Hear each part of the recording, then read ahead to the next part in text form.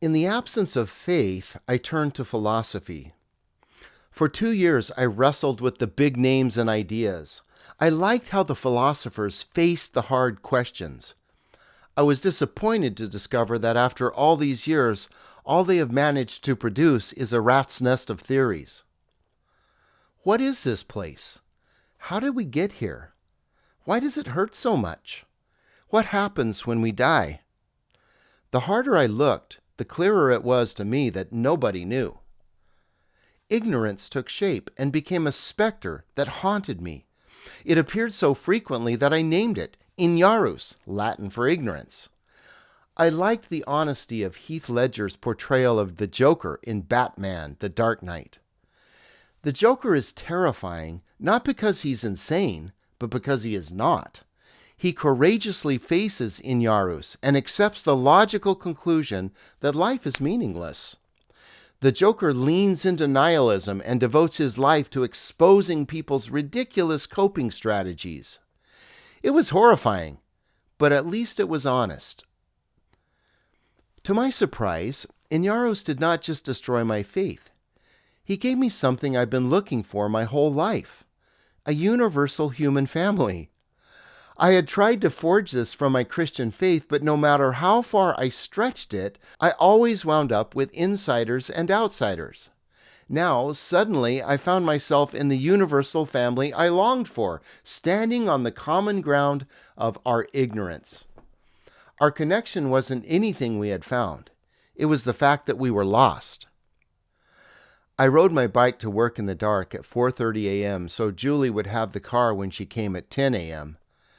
Most mornings, I was so tired and disoriented that it felt like pedaling through outer space. One cold morning, as rain beat down on my bike helmet, a children's song bubbled up from some hidden recess. Twinkle, twinkle, little star, how I wonder what you are. Up above the world so high, like a diamond in the sky.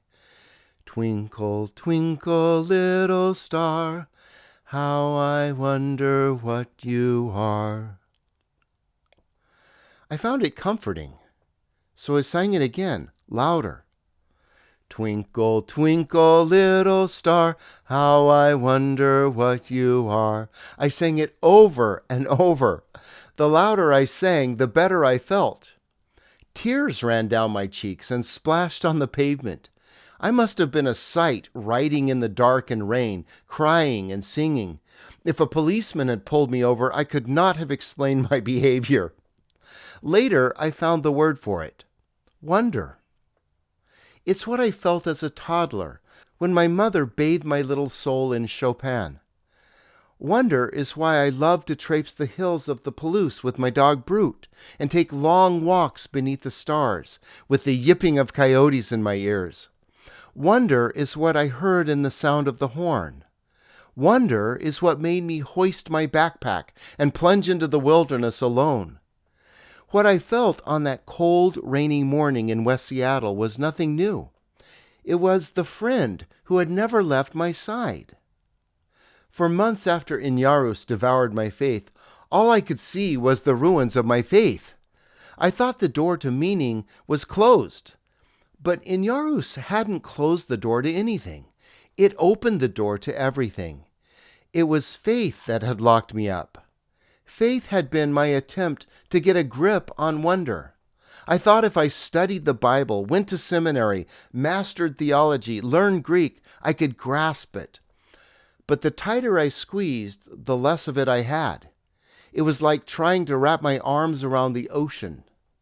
Today I wake each morning like Alice in Wonderland and set out on an adventure.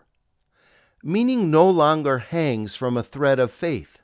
It floats on an ocean of wonder. I go exploring, whistling as I go.